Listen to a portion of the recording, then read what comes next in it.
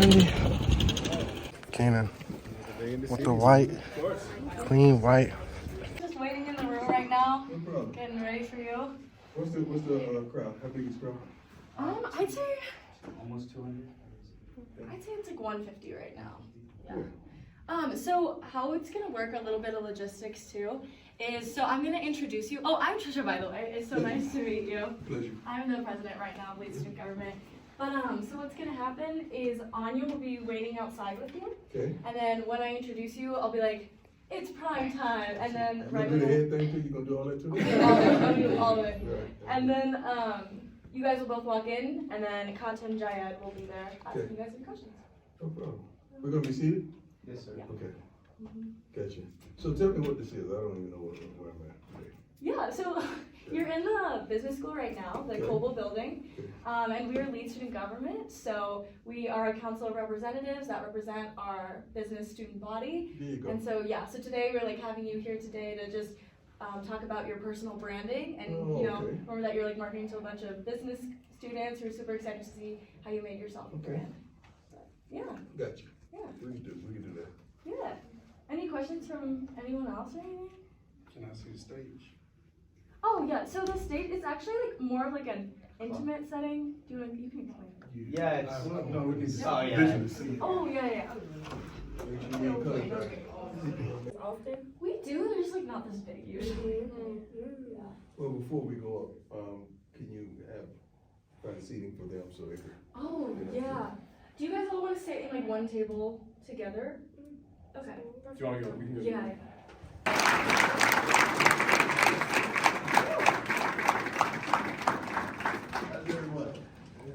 Is how did you come up with the name Primetime, and what does that name mean to you? First of all, in the hood, you can't give yourself a nickname. So the nickname in the city has to be earned. I earned that thing.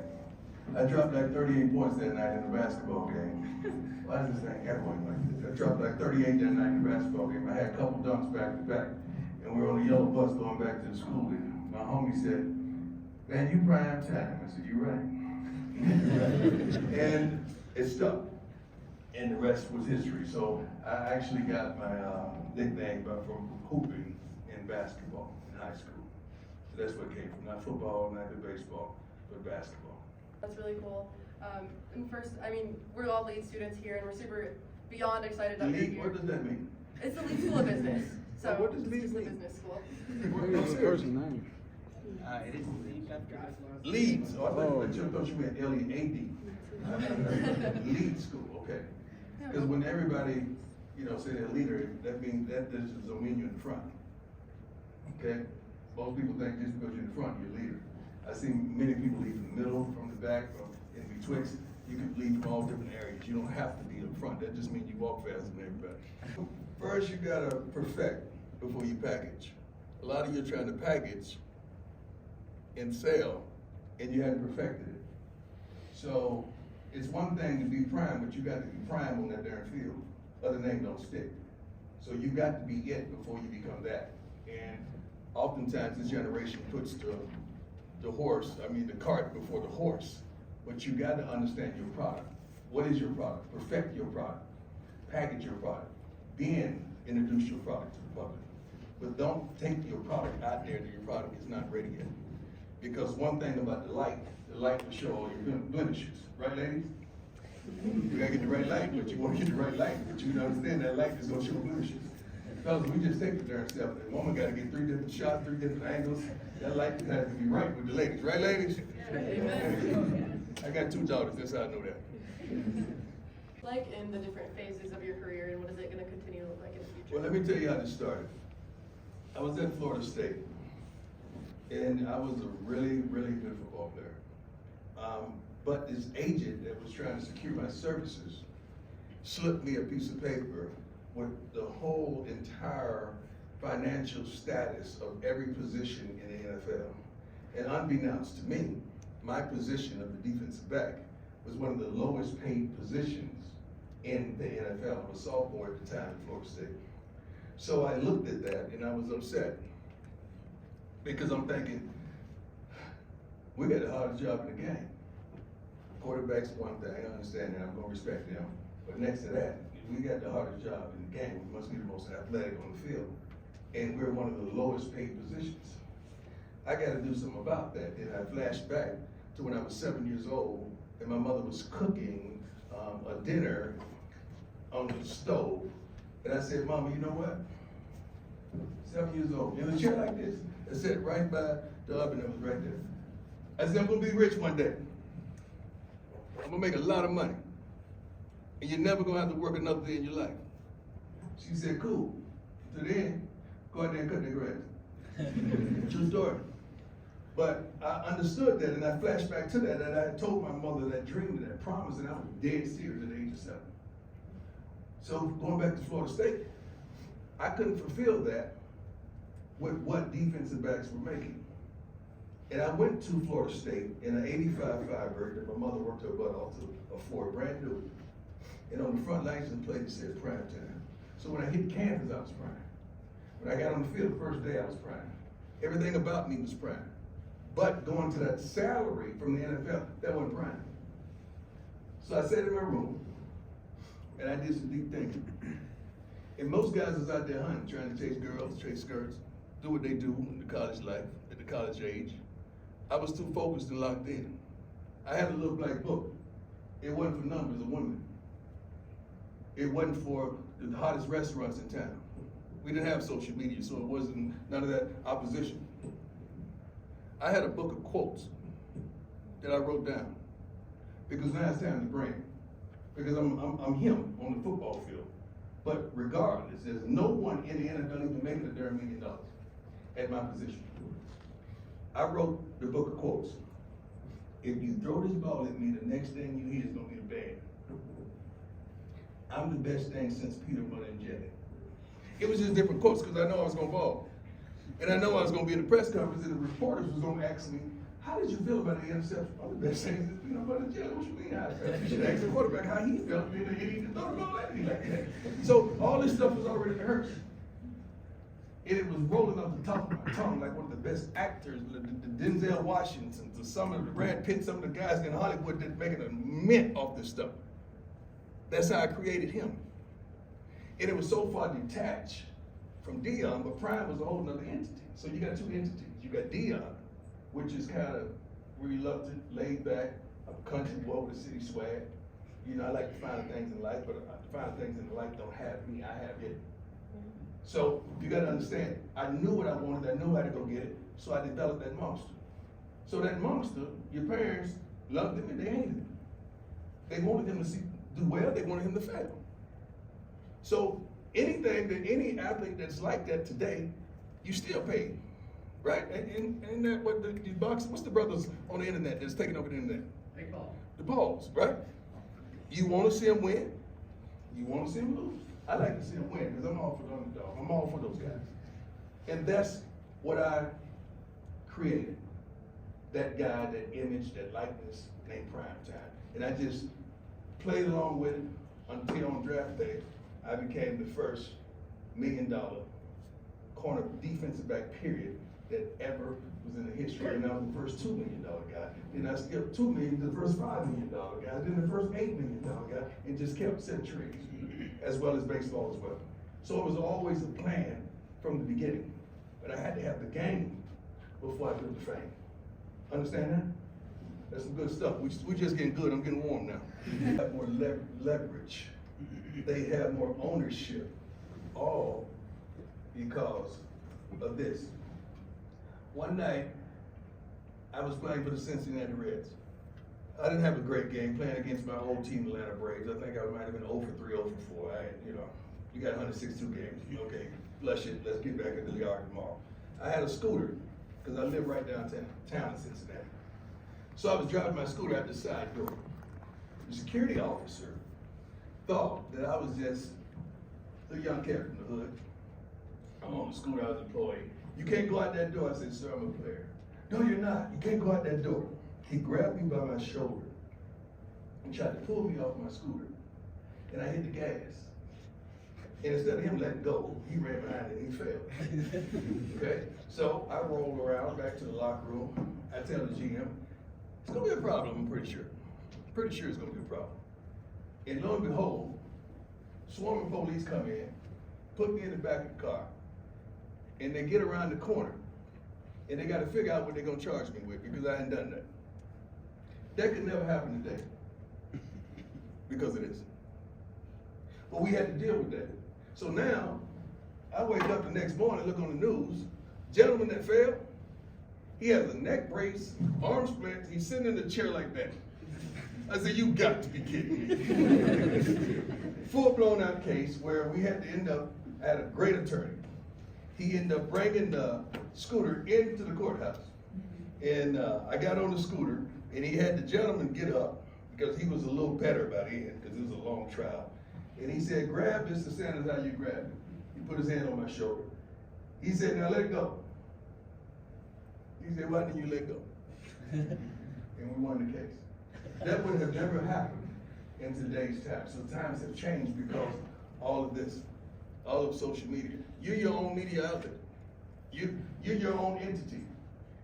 No one could paint a picture of yourself better than you can because you have ownership of this. One of the best artists there is to me right now is my son. Where here, buddy? Stand up, buddy. You already standing. Okay, this is my son. He does all our social media, my social channels. I think Darius does, Travis as well. He does Shador's. So we have our own entity, so we paint whatever picture we want. You can't tell us about us. We're going to tell you first. So you can't tell us what happened. We're going to tell you first. You can't show us nothing. We're going to show you first. So restaurants we frequent, we want to show how beautiful the city is because it all stops with recruiting. We're enticing more wonderful students like you and her and him and her to come to this wonderful university that a lot of people from my side of the country never would have fathomed. But it's simply remarkable.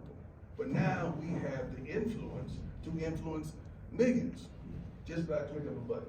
And they do that very well. Coach, so your content on Workaholic, and my favorite quote when I walk in every morning and they sit in the office, what's the first thing I say, Bucky? I said, you working or you twerking today? What you doing? Because I'm like, okay, after I put my morning word out, it's time to post. Let's go get it. Let's attack today. And we strategically attack today. You know, we defer on songs and music because I'm old school. So all my songs up under my stuff is old school. They like the new school. I don't even know what they're saying nowadays in the new school stuff, except for Lil Weezy. That's my guy. Except for, so where were y'all when I brought Weezy on campus? Where were y'all? Y'all know Weezy came, right? We did. Yeah. So I would definitely love to meet him, but He's coming back. oh, yeah, okay, maybe if I get a chance to meet him, do that. So just to continue on that, I mean, yeah, so a lot of us here, you know, in business school, and we want to present ourselves on social media a certain way, but sometimes when we think of ourselves and, you know, social pressure, we don't want to put ourselves out there. You put pressure on people. Letting people in life put pressure on you. We apply the pressure. We don't receive the pressure. We put the pressure on people to do right, to talk right, to live right, to love right, to be kind. That's what we do. We don't allow the inconsistencies of life to tell us who we are. You gotta tell life who you are. When you look in the mirror every darn day, you gotta identify who that is on the other side of that mirror and live with it. None of us are perfect. None of us are perfect, but we still in this fight of perfection. We still in this fight to win on an every darn day basis, and it's always a challenge. I'm not where I want to be, but I darn sure ain't where I used to be yesterday. So every day I'm progressing, every day I'm building, every day I'm going, every day I'm motivating, every day I'm encouraging, every day I got to go get it. That's the way I feel. And you should feel the same darn way. You should never be full. You should never darn be full. It's always more to do. It's always more to get. It's always more to learn. It's always more people to help, to excite, to entice, to illuminate. It's always more. That's the way I feel on an everyday basis. I wish we had one more day, not just 7. Because 7 ain't enough for me. And 24 hours ain't enough for me, but I love the 24 because we all are equal. I don't get no more time than you do. The difference is what you do with your time and what you do with your time and how you think about your time. I don't have bad days. I'm gonna say that real slow because I don't think you felt me then. I don't have bad days. Because I have control and I have the capacity to make the day what I want it to be. Now, I may have a bad moment. I may even have a bad minute or a bad hour, but never a bad day. How can you allow your day to consistently go bad? And some things you young people gotta do, you gotta get certain people out your life. Everybody around you ain't for you. Everybody with you ain't clapping for you. Everybody sitting beside you ain't your brother or ain't your sister. All these girls that's in your crowd, baby, they're not in your crowd or of your crowd. Not at all. You gotta choose that better. Right now, I'm in the process of building a team. On the field, we already have a tremendous team off the field. I gotta build one on the field. You're building your team right now. Who is your teammates? Are every one of them withholding the capacity for you to win? Do they have the capacity for you to dominate? Do they have the authority or the audacity to tell you wrong when you know darn well you wrong? And you ain't gonna take it the wrong way? I don't give a damn if you take it anyway. You're wrong, you're wrong. Right? We're not all right. Sometimes we're wrong, but we need someone in our life with the power and authority to check it. You get sensitive. And one thing I hate is a sensitive man. I deal with a sensitive woman. But a sensitive man, that's the problem with me. I draw the line with a sensitive man. Because we gotta be tough. Because what they want a man that can make them feel secure, protected, safe. And you sitting up here like Ralph Tresvant, a man with sensitivity. I don't like that. See, if you were my era, you'd have caught that song, but y'all young, I forgot y'all, I gotta stay in your era. But that was a song, Ralph Tresvant. I need a man with sensitivity. Google it.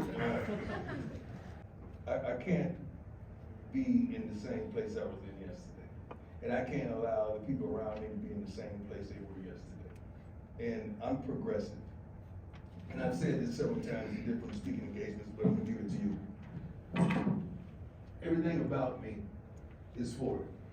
Look at my feet. How they point? Forward. Look at my hands. Thumbs forward, right? Eyes forward. My ears forward. My nose forward. Everything you see to judge me is forward. Only thing behind me and comes out behind me is some, I don't use profanity, but you know. So if God created me to go forward, what we doing going backwards? We wasn't meant to pause. We wasn't meant to be at a standstill. We were meant to progress, to go forward. We can't even run at the same speed that we run forward backwards. So everything about us was meant to go that way. So I have a problem with the lack of progression. We got to progress, man. We got to get there in a hurry. But get there safe and sound. With understanding what we're going to go from faith to faith, from challenge to challenge, to trial to trial, to tribulation to tribulation, but we're going to get there in due time. I may not get there when you get there, but you best believe I'm going to get there. I may not get there when you get there, but you best believe, baby, I'm going to get there. I may not get there when both of your minds get together. You can get there much quicker because you're working together, but I'm going to get there. All right? So stop comparing yourself to Tom, Dick, Harry, and Larry. God created you different. Created you separately. So quit judging yourself based off someone else. Some people mature and they grow bigger than others. Some people are shorter. That's where they're gonna be. That's it. Parents, genetics, all right? Bucky's mama 5'9". I'm 6 foot. I don't know what happened to him. I applied testing him, but he looked just like me. Kids love that. They didn't know I was talking about. I played sports. Sports didn't play me. So, yes, athletics is what I did, but that's not just who I am. I'm far greater than that. I'm far more intelligent than that. I'm far brighter than that. I'm far more articulate than that. I exceed all the thought processes of athletes. But in the understanding of being an athlete, I had to understand business. And I was brought into relationship with some tremendous professionals. I've never played on a team that I didn't have a relationship with the owner. So I would want to learn certain things. How did you get the owner during NFL franchise? That kind of stuff.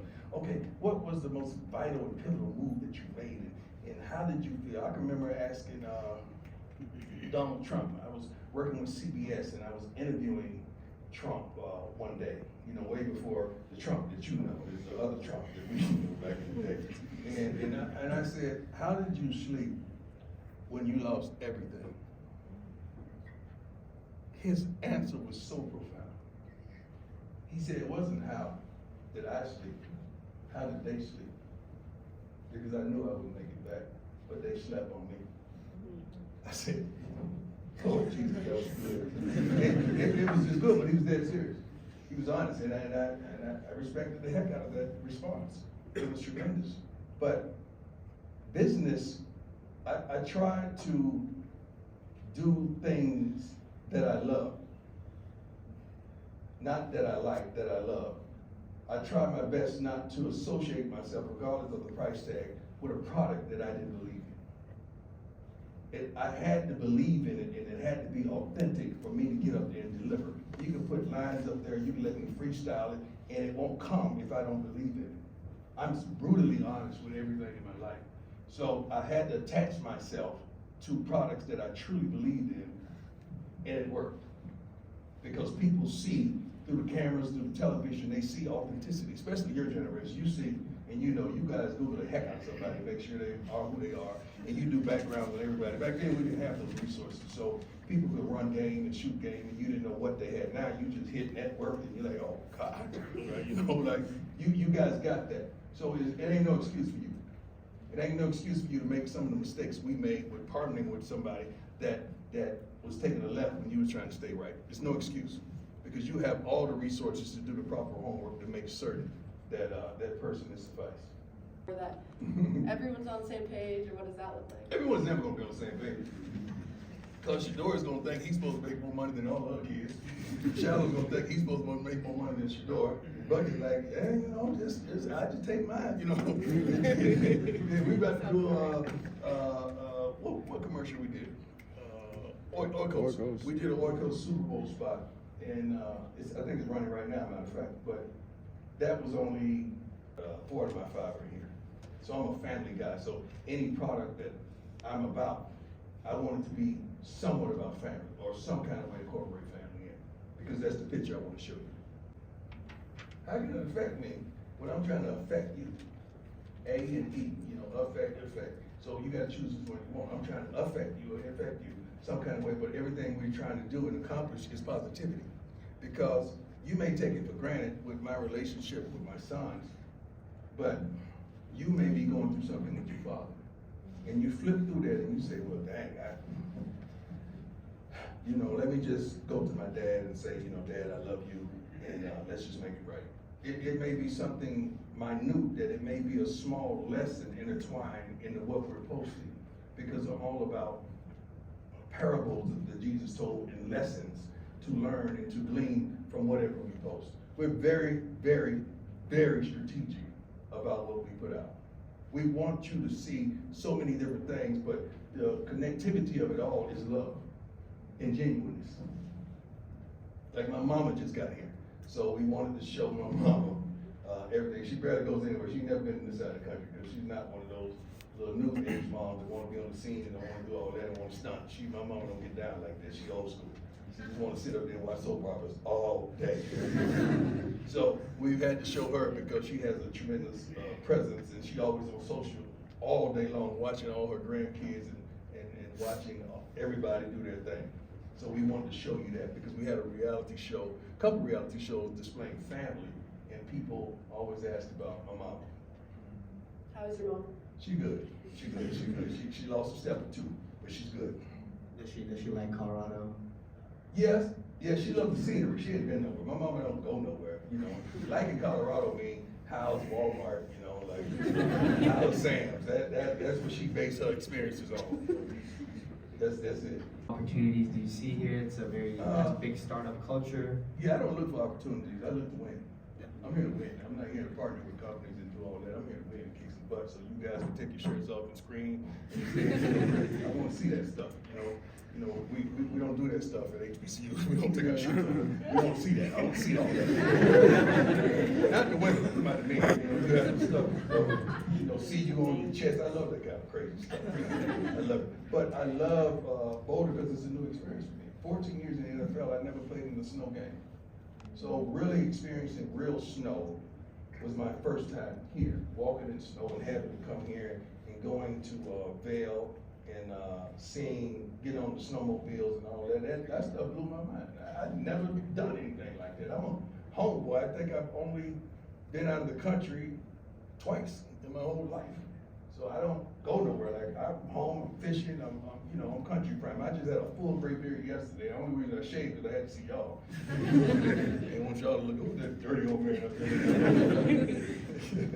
Again for coming and speaking to us, super valuable. How do you combat adversity, or what do you tell your team when they're experiencing any kind of adversity?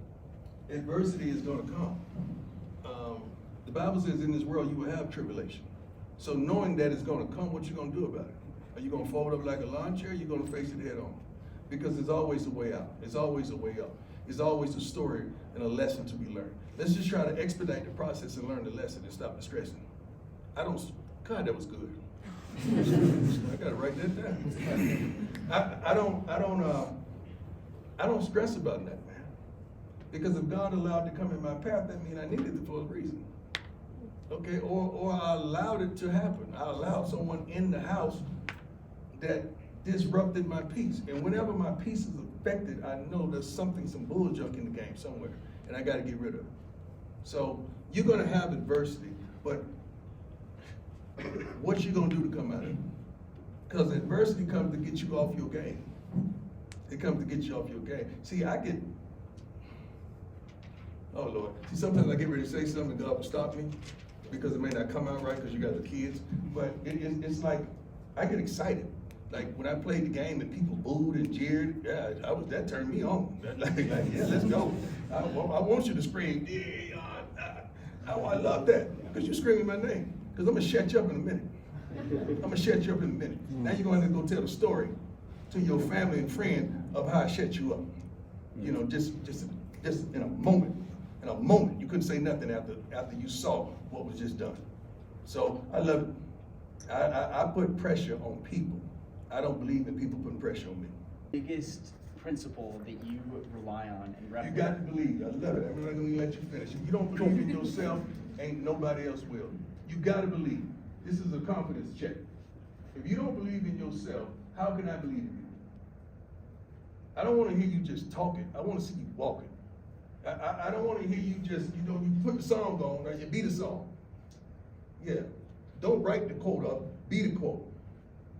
I would never not believe in me, in the gifts that God gave me. I just got to exercise and just put them into action. I would never not believe. So the problem I have is people fake like they're that, or they're him, or they're her. Then when pressure hits, you find out they're not. No. I don't get down like that. So that's one of the things that I've taken ever since I was a shorty. You got to believe. If you don't believe in yourself, ain't nobody else will. Yes, sir. Integrity. Everybody offered me a bag. It wasn't about the bag. See, they saw personality and they thought it was about a bag because I was in Jackson. I already got a bag. So it ain't about that. It was about the authenticity and what were your dreams. So when someone started explaining, this is what I see for this university, this is what this university could be, and you got to do it. It wasn't like just blowing my horn and making me feel good about myself. I already feel good about me. So it wasn't about that. It was about the seriousness of the now. It was like a now thing, like we need this now. And everyone else we needed, but it was no sense of urgency. And it wasn't no love and care and respect. And I didn't need validation for nothing I do because when God stamps it, it stamps it. But when we went to the first basketball game, you guys stamped it. When we walked in the gym, you guys validated it. And I was like, Lord, thank you. Not that I needed that, but I thank you because you gave me that. Okay, so that was like a check mark on social media. That was verified. All right, that's what that was. And I appreciate whoever was there that night. That was awesome. I appreciate that. Yes, ma'am. Okay. If it's only about you, we all have the propensity to quit on ourselves. You ever went jogging by yourself? Some of you? But if you went jogging with him, it would be hard for you to quit because he's right there pushing. But if you talk about yourself, like, hey, man, ain't nobody watching. We're gonna walk this on. We're gonna walk this out, right? You will quit on you. But if it's about mama, little sister, grandmother, cousin, friend, even the homie, you ain't quitting on them. But you'll quit on you. I don't feel like studying no more, man. I'm tired. I'm sleeping. Now, dog, come on, man. One more chapter. You stay up one more chapter. But if you by yourself, oh, that's over. It's night-night. You knocked off. You gone. So find out that thing, because you will quit on you.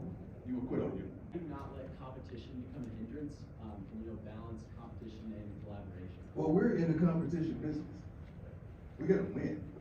We're not only in competition with our opponent, we're in competition with self. We're in competition with teammates. We're in competition with kids that's getting ready to get into sport. We're in competition with other kids that want to walk on to this wonderful, prestigious university. So it's always competition. And as a good coach, I gotta keep competition. I gotta create competition. Not only between the young men, I gotta keep competition with the coaches. So at the end of practice each day, I've come up with a scenario. 3rd and 1 at the 20. Let's go. Offense get it, defense runs. Defense stop, offense runs. Because there has to be consequences for failure. You can't just fail and you think it's good. Things all right. There has to be consequences. And in life, there are going to be consequences for lack thereof. Sooner or later, you're going to be fired. Okay, eliminated. You're going to be done. So, and what was the other word? Collaboration. Collaboration, that's what we do. We have to do that as a team. Somebody go in motion, there's probably several guys out there talking. It has to be collaboration, because this side of the field got to know what this side of the field is doing. It's got to be collaboration. And when we do a scouting report, most people have the offense or just the defense. I go with the whole team, because I want the defense to see what the offense is up against, and I want the offense to see what the defense is up against, and I want both to see what the special teams are up against. So I like to paint the whole picture so everybody has an intricate part. So when we're in the cafeteria, they're like, oh man, that receiver's good, yeah, but we got it. Oh man, that field goal kicker, he gets inside the 40-yard, but we ain't gonna let him. Because they just saw that on tape. So now it has to be a collaboration of one, and it has to be a unit. We're gonna go at it all week long. But when we go out there on Saturday, we're gonna unite. Good. Last person over here. I want to just bring you up, man. Hey, I appreciate that. Let's go. I was going to ask, what kind of personality do you think we're going to see from our football team this fall, and what can we expect as students? Smart, tough, fast, disciplined, character. You're going to see some smart guys make proper decisions. We shouldn't be one of the most penalized in the conference. Tough, physically tough, mentally tough. Smart, tough, fast. Not just foot speed that I talked about, maybe making decisions fast. Discipline. Not a lot of offsides, not a lot of foolishness, not a lot of illegal procedures, but really discipline, okay? And you have character. We better not be fighting out there. We better not be doing nothing stupid. We should be flunking drug tests. We should be missing class. GPA's dropping. We got a whole department to help these darn kids do right when wrong is apparent. We should be a much more focused, determined, and much better athletes than was previously. But guess what? If we do all that, what y'all gonna do? We gotta match it. There you go. We gotta match it. You can't just expect us to come up and you don't come up. So you gotta match it. You gotta match it and go higher and higher and higher. So we all united. We're together, we won. We're playing against the opposing team to come in, and you gotta let them feel y'all. You can't let anybody come into your house and take over your house and do the unfathomable, and you sitting up there on your hands and clapping and on to every play. You got to come get it too, just like we do. Just like I came in here with a lot of energy and gave it to you, I want that back. Because that's how this world works. If I give, I'm gonna want some back. If you give, you're gonna want some back. We're not always gonna get it. We shouldn't really expect it, but from y'all, I expect it. Y'all are business students, right? Well, let's do business. Thank you.